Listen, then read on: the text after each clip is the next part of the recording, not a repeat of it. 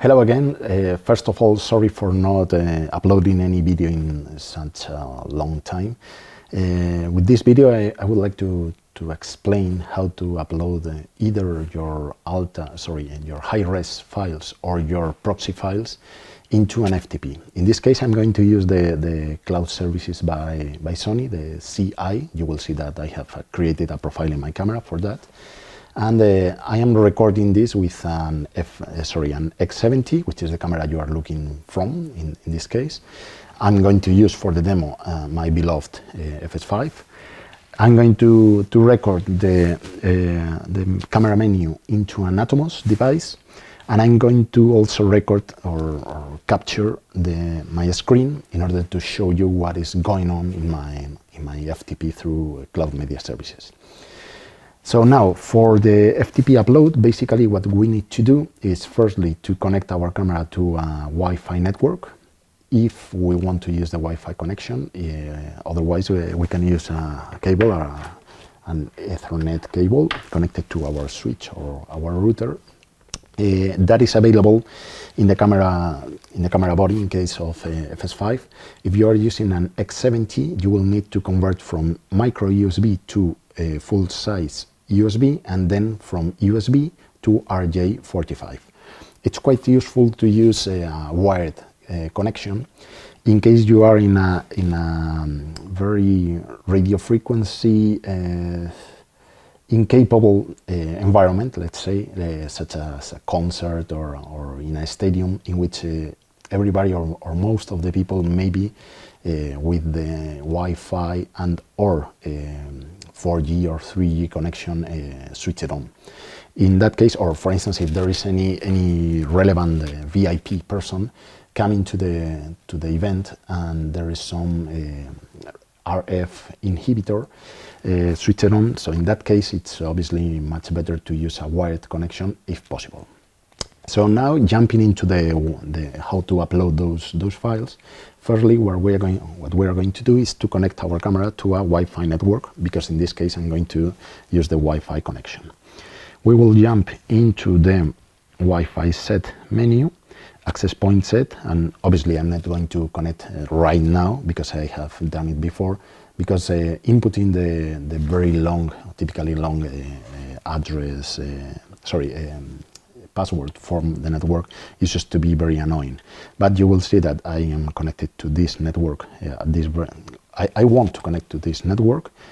In fact, I have done it before, as I was saying, and it is my priority network. That is why you can see a little crown over there. So I won't change anything, but if I was going to connect for the first time to the network, the next screen would be inputting the password for such network. So now I have my camera connected to that network, and I can configure the FTP transfer either in this menu or from the thumbnail menu. I will do it right now. You can see that I have 3 profiles. Inside each profile I can generate different folders in which I can upload the proxies or the high-res files. In this case it has the nickname CI, which stands for the cloud services from Sony. Destination set is basically the IP address or the HTTP maybe, well, the address of my server. Secure protocol, I will set it to on because I want the communication to be secured or encrypted. I will use, as in most of the cases with the FTP, port number 21, and in this case I'm not going to create any directory in my cloud account by Sony, but I could generate a different folder for each event. Let's say, for instance, I don't know, if I'm shooting the nature documentaries, birds, lizards, whatever animal I want to shoot. So as said, I won't change anything, but now I have my destination set on the camera. And now the user info set basically is, in this case, my mail address and my password. Obviously, if you have different cameras uploading files to the same server, this would be a way to have different users against the same server. So now it's configured. Okay. Now I will configure my signal. In this case, you can see that it is under XAVC with in 4K configuration, but let me show you how to configure not only the main codec but also the proxy. Main codec can be, in this case, these different options. I will leave it in 4K and with a bitrate of 100 megabit per second. And now in this submenu, you can set if you want to record also a proxy, which from my point of view is quite recommendable in order to have a better and faster workflow. So I will set it to on, and the size of such thumbnail is going to be what we called in the past HD ready. So 720, which in some cases may be enough for airing the signal. It depends on the transmission you will finally have. So it's basically done. I will shoot a very short clip, which is this one, totally out of focus. Okay, done. Now I have a clip recorded in my card. It actually is it's a double clip, one with the high-res file 4K and one with the proxy. Let's see it.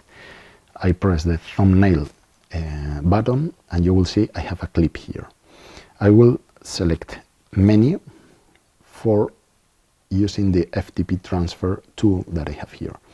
Then I can select one of my 3 preset profiles. I will select server 1 and then I press execute. Since I have connected the camera via Wi-Fi, I can use the Wi-Fi connection. With WireLAN, obviously it's going to be much more secure and much faster, but I will use the Wi-Fi connection. You can see that the only cable I have from my camera is this one, which is a BNC cable for the Atomos device. So I'm going to connect via Wi-Fi, and now I will select which files I will upload, either the high-res or the proxy. Okay, continue connection, and then you can see in the next screen that firstly I will select proxy. Okay, but here is where I can select the high-res, in this case 4K proxy, and then I can select which files to upload. In this case I have only one, so there is just one. That you can see that the moment I select this one with the little tick on the corner, I can see the OK button down there. In this case, I'm just selecting one, but I can select as many as I want, and they will be uploaded in the same bunch, let's say. I don't want to switch off the camera after transferring, and you can see right now before it is uploaded that I have nothing in my workspace. Okay, it's since it is still not uploaded, you can see that it is empty so far, but the moment the transmission is ended, you will see it took about 20 seconds, maybe 21. Okay, now it's transferred. Okay, and you can see that if I refresh my workspace, there is one folder, and if I jump into it, you will see I have basically 2 files. Those files are the MP4. You can see that the resolution is 720 pixels, and this one is the metadata. Now I'm going to do the same with the 4K resolution file. So since I have the transfer file option to continue on my camera, I will select yes, and now I will select my main. This one is the file I want to upload, and I don't want to switch off the camera after transferring.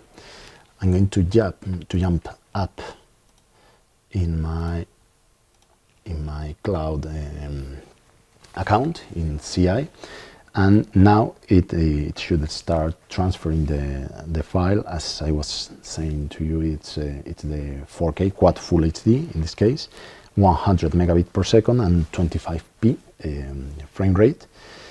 Obviously it takes longer than the other one, than the proxy file.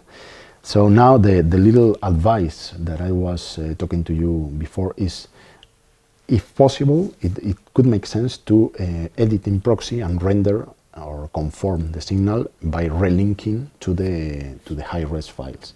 This is one way to work. For instance, if you are shooting for news, instead of ingesting the high-res files, rendering with the high-res files, and then distributing the signal, what you can do is to acquire or ingest just the proxy, edit with the proxy, but then relink to the high-res files, and then conform or provide the high-res